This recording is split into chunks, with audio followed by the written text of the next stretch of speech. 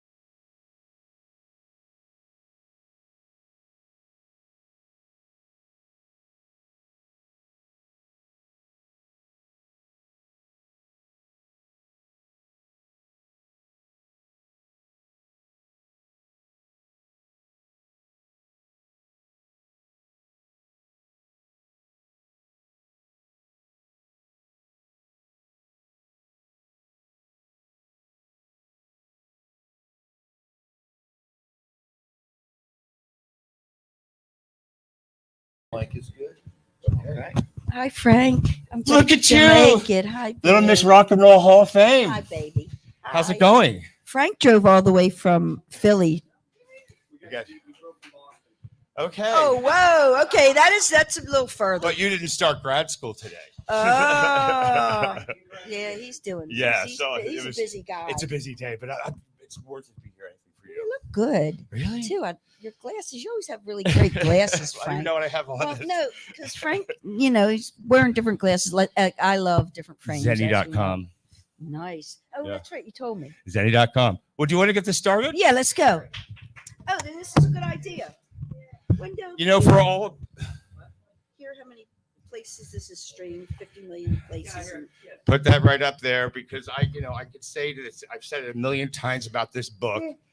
It's not just a Go-Go's book. It's a walk down a certain part of pop culture, music history. I said, you don't have to be a Go-Go's fan to really enjoy this book. Talk about what went into writing it. What were your thoughts? Oh, so the thing, are we cool? Okay, I see him fiddling around with stuff. He's a fiddling and a moving around. This book is about, it's about my life as a kid and how I evolved as a musician, as a music lover, and it covers from my childhood up through really like the 80s, which was an incredible time for music. I feel. I love music, every kind of music. I'm like the ultimate fan, but this does cover like a certain time in our music history that was pretty phenomenal, Anyone that's a music lover should read this book. Absolutely, because my experience, I met so many people, and there's a lifetime of experience in this book through my eyes, and through my life, and then like the crazy part when the Go-Go's happened, and ever since then, I can't believe the gift that keeps on giving. Yeah, the gift that keeps on giving. It's true, because I can't believe that it is still that I'm still doing stuff, and because I don't know. what else can I do? And I love what I do. And the Go-Go's has been the band. It's been so good to me, and still is. And this book was, for me, a way of showing my gratitude and a big thank you to the band. And everybody in the band we had talked for a long time, because I sort of unknowingly became the archivist of the band.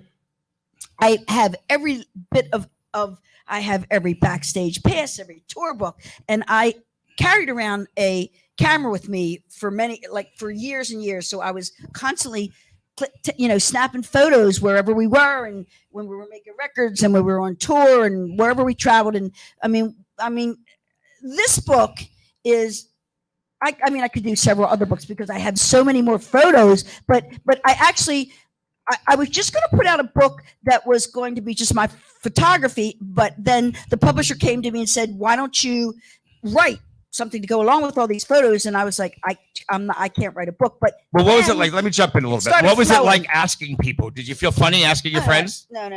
And you know what? Speaking of asking my friends, I want to say, God because if bless people don't know, there's lots of stories from Gina's friends. Kate Pearson. Well, I just want to say something, because Paul Rubens just died, and Paul was a dear friend, and he's in the book.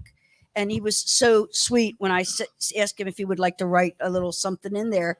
When the first time that we met, when he was opening for the Go-Go's at the Greek Theater, and he brought Steve Martin, and we met Steve and we're hanging out, whatever. And I've been friends. We have been friends with Paul for many years. And so it's so weird you should bring that up, because I've been very sad about that. I just can't believe he's gone. It was a big story. It was a lot bigger as well it should be. No, it was all over the place. Because you know what? He touched a lot of people. No, he was a really lovely human being. He was like a really kind, good guy, and he was fucking brilliant. Mm-hmm. Oh, he was a brilliant guy. He was so quick. I mean, he knew everybody, and everybody loved Paul. But you know what's funny? I think he was quite shy in person, because I was shy. at a party with him once, and he just sat in the corner by himself. He was really shy. Yeah. He was a very shy person, and when we would talk or text, he was always a little apprehensive about things. But then when you get him going, he would start, opening up more. But he was shy like that. But he also did something interesting. From what I understand, he didn't tell anybody about his illness. Did you know? No, I did not know, and I don't think. Maybe his family, I believe his family, and maybe a few close friends knew, but I don't think the majority of his friends knew about it. And that was so in character for Paul. Yeah, I would think so. That's the kind of guy he was. He would never, want to burden anybody with anything that was heavy and something that would make them very uncomfortable, knowing, about somebody you care about that's going to die. And that's kind of how he was. Back to the book, because we have a lot of stuff we got to cover and not so much time from what I understand. Yeah. So, you were the archivist, but was there any kind of understanding that they had to okay the book before it was released?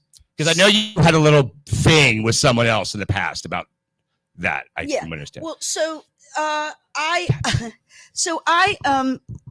I'm going to tell you the truth. Everybody had said to me, they okayed this. Okay. And but was releasing it contingent on all their okays? I got come on, spill it. No. I sent an email out and made sure that everybody said I sent an email out just to go over the fact that everybody had agreed it, and now it was going to be an email form that I'd have proof of that if there was any problems. But really, I didn't have anything to write that was going to be shitty or nasty about anybody. And they know better than to say no to you. No, well, I am sort of a pain in the ass, but I'm a little bit of a steamroller in a band. But you know what? Well, you made that band happen. Everyone watched the documentary. The documentary was. It was so good, so good. Matter of fact, I was at Jiffy Lube today, and I got the guy to sign up and watch the documentary. I tell everybody, it's that great. It's great, man. I love it. Allison Elwood. What a perfect match she was for us, and we were hesitant to do anything with anyone because we didn't want to be represented in some salacious, ridiculous fucking way behind the music. Behind the music. It's so easy, and it's come on. How many times have you heard it and seen it? It's the same old shit. And so we wanted somebody that would dig a little deeper. And actually, Allison got us. She got us in our humor, and it was a. She's an award-winning documentarian. She's an award-winning documentarian, and I loved working with Alice, and she's one. Potentially from a woman's perspective, it had to be different. I think. Well, yeah, perhaps, yeah. No, you're probably right because we were all open about things. I know a lot of guys in the music that still don't give you guys the cred. That just, I mean, maybe your people do, but some people, oh yeah, they were that, and like you guys don't know, they were fucking seismic. I always feel like the proof's in the pudding. You know what? We can still play 365 days a year if we want to. If we could get everybody in the band to agree to do it, and they will. Like, they will. No. We could really because we have offers, and it's fucking how many years later? Over 40 years, and we still have. People want to see us play. I don't know why. I mean, well, yes, I do kind of know why, but next year will be is what 2024 40 years of talk show. I don't know. I think it came out in 84. It did come out in 84. You're right. Yeah, 40-year anniversary. Let's do it. Jesus Christ. Yeah. Yeah. Who knows? But I do marvel at the fact that people still really care and want to see us play. Although I gotta say, our live shows are fucking awesome. They're really good. Oh, they're so good. Yeah. Our shows. I mean, there's no. Things exploding and crazy lights and shit. It's really pretty basic, and that's us up on the stage, and we are the center of attraction. There's nothing to distract you. We each have our groove, and everybody. It's like the audience.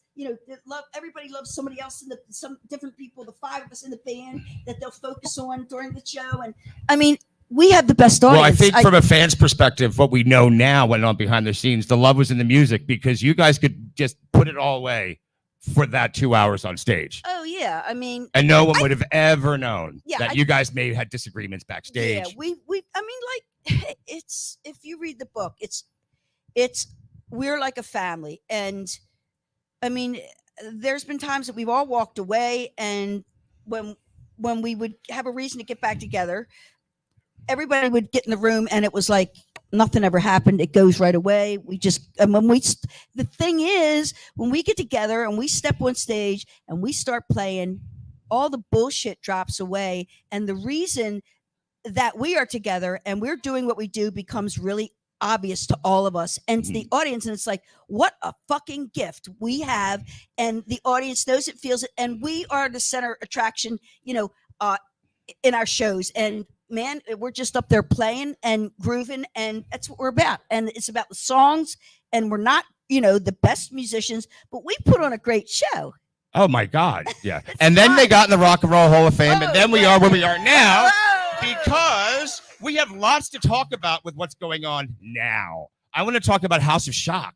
I've seen you guys do those couple shows, and it's really good. So, talk about that. We're getting that back together. Okay, so that's exciting because the Go-Go's aren't working now, and I hope we do. Everybody's busy doing stuff. Belinda said she quit, but then Belinda I know she says that like every couple of months. As a fan, we've been down this road before. I know, you gotta love her. She even said the other day, she's in some article, she said, well, I've said that before, but you never know. Well, she was on the Isaac Mizrahi podcast a couple weeks ago. Yeah, I'll send you a link. Okay, yeah. He's fun. I like him. Yeah, I didn't hear the whole thing yet. I just kept it.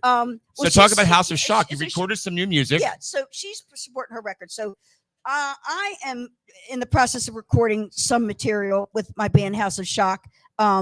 And we're putting out our first single, which is called Smile Pretty. That comes out, when is it available? 23rd, 22nd. So, and you'll be able to stream it, and we're like getting it all. It's great. The merchandise is available, I think. Smile Pretty merchandise online. Yeah. houseofshock.com. We're getting tons of great merchandise. Putting it together because, like, since there's been a lull with the Go-Go's working, I've just, like, I did the book. I'm doing the House of Shock thing. I have this wonderful, wonderful art project that I've been working on. That's let's talk about out. that. Oh my God, the so project. Fantastic. That's really cool. And that's coming up. Yeah, this company called Scene 4. They do this art. It goes on canvas, and it is okay. Let's see how it works. It's okay, slow down. It's like LED technology with drumsticks and photography. And what I did was I went to SIR Studios in LA. Spent a day with these guys. One was the business guy. The other guy was the photographer that was doing it. It was great. And they have my drum set up, and they give you these sticks. And when there's lights in them, and they move around when you hit them. And the lights move according to the motion and according to the speed of the motion. And the whole time he's photographing. So when you're doing a motion up like this, it's going to be.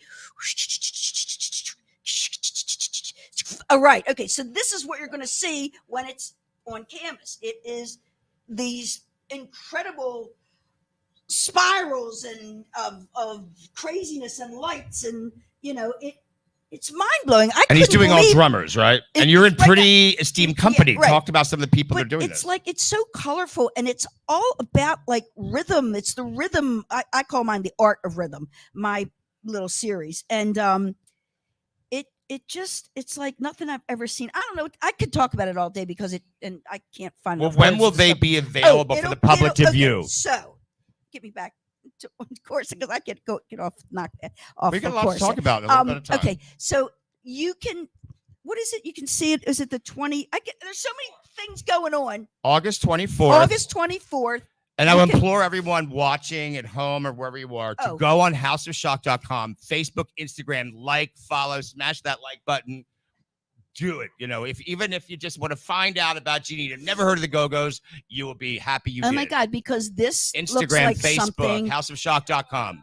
GinaSchockArt.com. This looks like something that it could be in a gallery. It will be in a gallery. It will be in galleries. Like, follow, all the stuff you do. It's so gorgeous. Wow.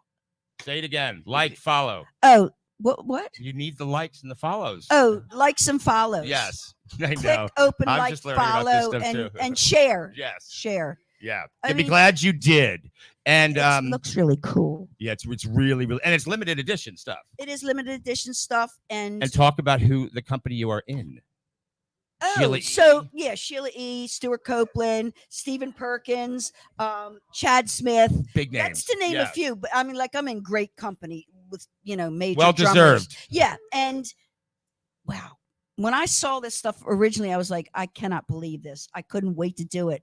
And we spent the whole day there, and it went very quickly because it was so interesting and cool how they were moving me around and telling me to hit the drum at a certain angle, and how fast I should do it, and really cool. I feel like you've got as much going on now as you did at the height of the Go-Go's. You're busy. No, I'm just busy like on an individual level. I know, but the Go-Go's, that's always a busy thing when it's happening.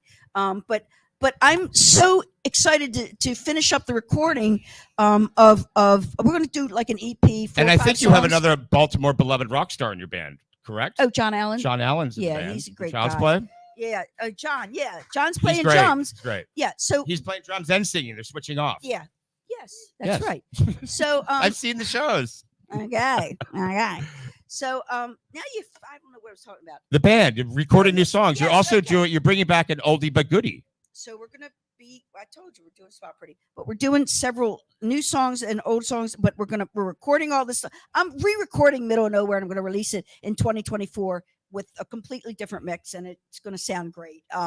Because it's a great song, and it didn't get what it should have. MTV pushed it. Well, they did, but then the record company screwed up. It was a problem.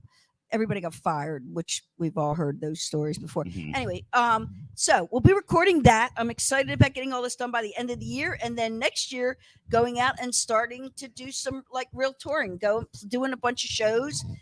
Talk about playing those little rooms. You like those rooms, don't you? Oh yeah, it's fun. It's always fun. I just like playing, period, and it's really fun for me to be up front singing because people say to me, "Gee, I didn't even know you sang," but it's like, well, yeah, I do a lot of things. I just didn't make a big deal about it, but I actually can. Oh yeah, you can sing. But it's wild because when I've had some time to work on just myself and what I do, there's so much that I can do. It's like there's so much that all of us can do when we're, when our main source of income and our main source of, our time, wherever time, when that's sort of taken out of the picture for a while, and you start focusing on other things that you didn't know you were really all that great at. I mean, I know I could write songs, and I've written for people, and I know I could sing and all that, but and you might be writing something else we're going to talk about. Yeah, well, the art thing, that project and the book, and now I'm going to be speaking with someone who had a New York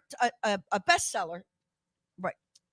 She might be collaborating in a book about her other story, which is tremendous. Talk about that. Oh, about my mom. It's a memoir. Yeah, about I took off like about 7 years or whatever to take care of my parents. they started to, not being able to take care of themselves. And I moved into my house in San Francisco with me and took care of them until they both passed. And so I talked to this woman, Marjorie, who wrote this book about this organization and this wonderful woman, Laurie. It's called Funny Farm. New York Times. It was a bestseller, right? Funny Farm in Mays Landing is the largest no-kill animal sanctuary in the Northeast. It's an amazing story. It's about her upbringing and how she ended up. My friend Mary I'm gonna take, because Mary has a rescue, Pitties and Purrs, right? Anyone out there, look up Funny Farm. It's a great book. And Mary too, because I want to get her. I want to get her up more on the map. Yeah. So she gave up everything like Laurie did, like piss poor, in hock, right? But had all those dogs in her goddamn house and all those kitties, and here she is with a great organization, and she's doing well. And I commend that. I'm so proud of her, and I'm happy. Well, when I met Gina and we were just talking, and what else is going on? She mentioned this thing. I dropped out 7 years to take care of my parents, and then I'm like, that's a book.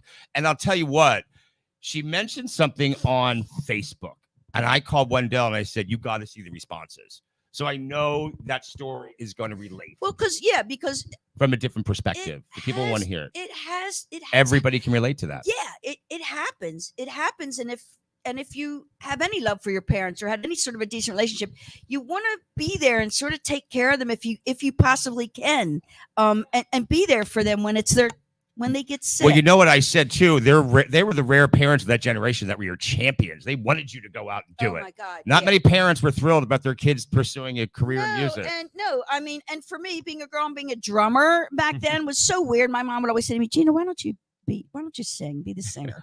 I was like, Mom, the drumming thing is working out, and so it sure did. Yeah, and so my mom and dad allowed me to pursue my dream, and they backed me up 100% when I was 21 going on 22 and left Baltimore with everything I own in my dad's pickup truck and drove across country to LA, and I knew 3 people in LA, and that was the beginning of my journey, which led. They happily sent you on your way. When I moved to LA, my mother cried the night before. No, my mom was standing there.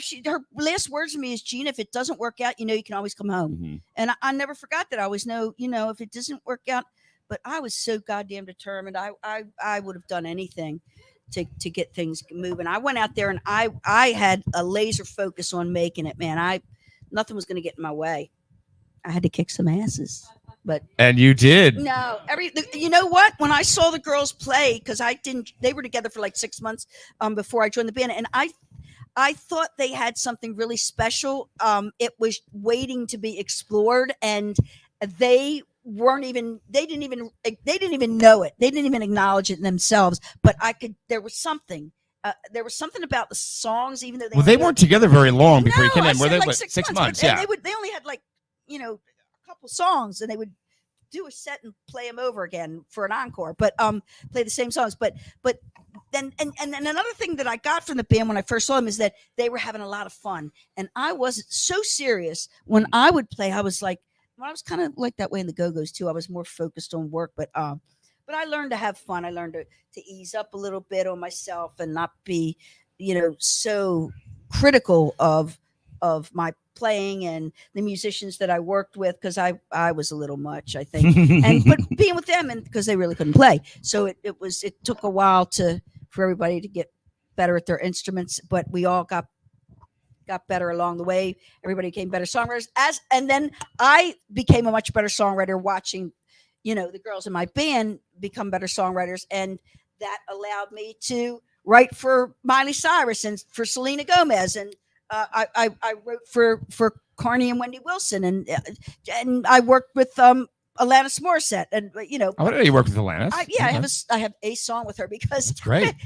When she first came to LA, I was signed to MCA, a guy named John Alexander, who was her manager, Canadian, but he was also handling MCA publishing in LA, and he signed me, and he said, hey, there's this girl we're bringing in, her name's Alanis Morissette, and she's like the new Joni Mitchell of Canada. And I was like, sure, I'll work with her. So we wrote a song along those lines. And then the next week, she was set up with all these people to work with. The next week, I was like, talk to John.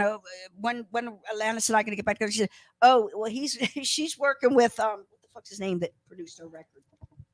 Glenn Ballard. Glenn Ballard. And when she started working with Glenn, she never worked with anyone else. They worked with each other and made that record, and that was who she really wanted to be, and someone strong and really secure with themselves like Glenn Ballard, and I was pretty a newer songwriter. I didn't have the nerve to say to her, you really should try something different. Maybe like, can we hear about what's really bugging you? Can I hear about like your whole life instead of this one little area that you want to talk about? And Glenn brought it all out, and she was a major hit. But yeah, it happens. And then Madonna signed her, which a lot of people don't know. Oh, did Madonna? Maverick. Maverick, yeah. Oh, she was on Maverick. Yeah. That's right. You're right. Absolutely. Madonna doesn't get credit for that. Yeah, she even said that's right. You're absolutely right. But wow, that first record was incredible. And it still is. She just did the tour, and it was sold out everywhere. Was it? Yeah, sold out, 20,000 seat. Yeah. And she deserves it, man. She's worked hard for many years. But speaking of working hard, you're working hard in the band, and you also have something coming up, the Rhode Island Comic Con. I'm seeing. Yeah, I guess we have a bunch of stuff coming up. We have to look on my website. Oh no, sorry, that was grandma language. You have to look on my social. We'll talk about. I'm always interested in the tours. What are you looking to do? That is it a nationwide tour? Look, we got something cooking that I'm not going to talk about right now because I don't want to jinx it. Okay, but I have it listed here. I won't mention it. No, don't, because it'll be perfect for what I want to do. It'll be perfect for the way I want people to view this band. When we're first coming out, with the new, and they look great, and that's all that matters. It's a good-looking band. Yeah. It is a good-looking band. And everybody's really good musicians, and I am so happy to be in their company. And I adore them; they adore me, and it's a nice match. But there's something that I hope that we'll be announcing on my socials shortly. Getting good. Shortly. That we'll be lining up for next year, and that would be really perfect. Everything to show, to show the Gina country Schock. The new House of Shock. It would be really cool if that happens. Oh, it's going to happen. Keep my fingers crossed. I think it will. Yeah. I mean, people are really interested. I just know that I've met Gina. Not quite a year ago. Yeah. And just the little places we go, people are Gina Schock, especially in Philadelphia. She's got a huge fan base in Philly. That was really fun. That the radio station. And that's surprising. Yeah, big radio station. They wanted her in, and they did an event for her. And I get a lot of love, but you know what? I paid my dues. I put my time in, and you know what? I'm a pretty decent person, and I have to say, in general, everybody's been really kind. Mm-hmm. I haven't run up against anyone. Well, you get what you give. I mean, I see what you give, and that's so. Yeah. I hope so, because I'm in it for the real deal, the right reason, because I love what I do. It's never been about money for me, never ever. That's part of the reason I always want to be in a band. I want to be part of something bigger than myself. And I don't care about, I'd be happy to split everything. That doesn't matter to me. I just always wanted to be able to do what I love to do and share it, hopefully with an audience of people that are like-minded and get what I'm doing. That's all, Well, your fans sure do, because I know like they show up, matter of fact, they did the Stone Pony show, which was so cool. That was fun. You must have seen that. You know who's playing the Stone Pony and not the big stage, the Pretenders. Oh, really? Chrissy's doing a club tour. See, that's so cool, man. That's the way to do it. That's a great way room. to do it, right? And it's historic room too. It's fun. Is it fun to play those places? That's what I'm saying. What I'm talking about. If we do this tour, that is going to be along those sort of lines of, a place, something that's been around for a long time, a place that has been around for a long time and is all over the country, and it'll be the right. What's way your favorite club to play in LA? I mean, you did that. You did the documentary at the Roxy. The Whiskey or the Roxy. Yeah. Because we were, at the Whiskey, we were the house band. Yeah. For quite a while, and that's pretty cool. I mean, we were in great. So maybe the Angelinos that I look forward to seeing at the Whiskey. Angelinos. It's the Angelinos. Los Angelinos. So yeah. You've been gone too long, girl. Yeah, I have. I like living in San Francisco. It's really nice. Well, you've been splitting your time a lot between Baltimore. Yeah, you like being in Baltimore again? It's my home. Yeah, it'll always be my home. I can live other places and have houses in other places, but this is my home and always will be. And since I've been here and I've reconnected with a lot of friends, and it's like it feels really good. Do you feel like you changed? Because I know I changed when I went back to Philadelphia. I lived in LA for 20 years, and I went back, and all the old things came back. The accent comes back. The accent gets heavier for sure. If I have a couple of drinks, it gets really heavy. Family. Yeah. Well, I don't have much left, but I have a lot of friends, and I have a couple family members that are still around, and I just am I when I'm here, I'm in the house that I grew up in, and that's a really good feeling. We know what the beauty is of reconnecting with your old friends. I said, like, my best friend from the first grade. I don't have to say a word, and he knows exactly what I'm thinking. He just looks in your eyes. He knows the stories. You don't have to explain anything. Yes, and that's the kind of connection I have with a handful of friends that I have reconnected with, and we talk just about that. We can finish each other's sentences, and we know each other really in a way that other people that you have met since could never know you. And it's so true when I don't know how many people here have lived on the West Coast. They know East Coasters immediately when we show up. You're from the East Coast, I can tell. Yeah, absolutely. We're so aggressive and we're fast. We're fast. Like when I first got to LA, I remember the girls in the band were like, "Can you slow down? I can't understand what you're saying." I know. Because my accent was so heavy and I spoke really quickly, and they would have a hard time understanding me, but they got used to it. My mother still tells me, "You talk too fast. I can't understand a word you say." Yeah. That's okay. It's an East Coast thing, and that's part of what I love about the East Coast. We'll talk about the music again. Are you writing stuff now? I'm getting ready to start doing all. What's your writing process like? It depends on who I'm working with. Do you set time aside, or does it just come to you? No, what I do is if something really pops into my head, a melody or a couple guitar chords that make sense, I'll put it on tape. And then I'll come back to it. And when I get in the room because I'm always collaborating. Like when you get the inspiration, you go right to it. I try to, yes, if I'm in the right spot, or like I say, well, now I can just hum it into my phone. But now that I have the band, I want to be able to bring my ideas to other folks in the band and see where we go with that, because I have a lot of ideas always. How about writing for other artists again? Would you like that? I mean, I'd like it. Is there any artists out there? No, look, here's the deal. Writing for another artist is practically impossible unless you're in like a very small percentage of writers get to write for anybody who still can make money streaming or however you make money these days, which is not like it used to be, that's for sure. But I mean, it's all touring. That's how they make their money. Yeah, that's right. That's why Taylor's doing what she's doing. That's everybody makes your money touring now. Which is funny because like when we first started out, that's how we made our money, was touring. Really? Because our record wasn't selling much at first. For like the first 6 months, no more than that.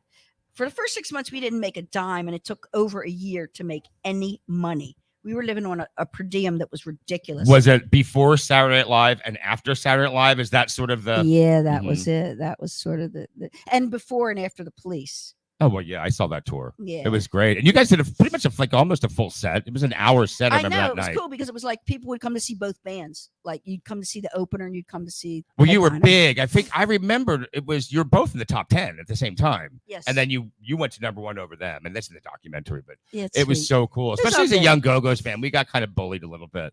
I went for the Go-Go's. I liked the Police, but I went for the Go-Go's. Well, everybody, it all works out because of the music. It's all basically pop music, let's be honest. And that I love pop music. Now, do you keep in touch with these people through the years, or you spend a lot of time with them, and do you drift apart? Do you see with them? The band? Yeah, well, with like the Police or people you've formed, the B-52s and the Psychedelic Furs, all the bands you toured with. I was talking to Kate today, so yeah, I will check in with different people when I'm in the neighborhood or whenever. I mean, I'm honestly, Frank, I am so busy with what I'm doing right now that there's not even a lot of time to see. I'm in Baltimore to see my friends here, much less we are Wendell's on the phone constantly. He's having me do a million things on the phone. And there's a lot going on, but when I have time off, I do, make calls to my friends and we'll try to figure out if we're in the same town at the same time, things like that. I always try to do that because at the end of the day, like it's all about having, good friends in your life. Oh, for sure. That's really what it's about. If you have, some family and just a couple good friends, even you're lucky. There's things that people, when you're young, tell you when you know, oh yeah, whatever, and then you realize if you have 3 or 4 good ones. I know. I mean, I had a million people that I remember. Like, and they're all the people from my youth, don't you think? Yeah. I'm just thinking like when the Go-Go's got really big and I would take like 10 of my friends out to dinner, and I would do this every fucking night. And I paid that check every night. And I would say, well, if I'm not making too much money in like 20 years, you can pay for my meal. And nobody ever paid for my meal. That's not true. Some people did, but those what was that like those were when that crazy ended? times. That must have been pretty. Like when the band broke up in '85, that was devastating for me. But I mean, the money tree stopped growing, I imagine. Well, it took years for that to stop because it trickles in slowly. Oh, does it? Okay, you bet it trickles in very slowly. So you can put a record out now. You're not going to start seeing a penny of it for at least a year. At least. I didn't think I saw anything from records. I've been told records are just your calling card now. Not now. No, okay, then. Okay. And then there's scummy accounting, I'm sure.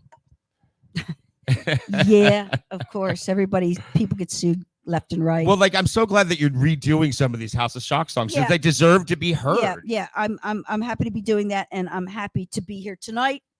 And I'm gonna. Now this is so cool. I just got to breeze through, and I'm going to be here on weekends, so I get to check it out. Absolutely, you guys. Thank you so much for having us. And me especially. Oh yeah, let's take some questions. Oh. That was a plant, you guys. I'm going to be doing. Mr. Music Head was where I had my first gallery showing of my photos, and so I'm going to do a combination of my photos and now of my scene 4 artwork, which is, like I say, is mind blowing, which you guys will all see in about a week. So I hope to do that. I don't know when that is later. GinaSchock.com, houseofshock.com, Facebook, Instagram, likes, follow, shares. Yay! Thanks, guys. I love you all. Thanks so much. Thank you. Thanks, Frank. Thank you. Frank is great.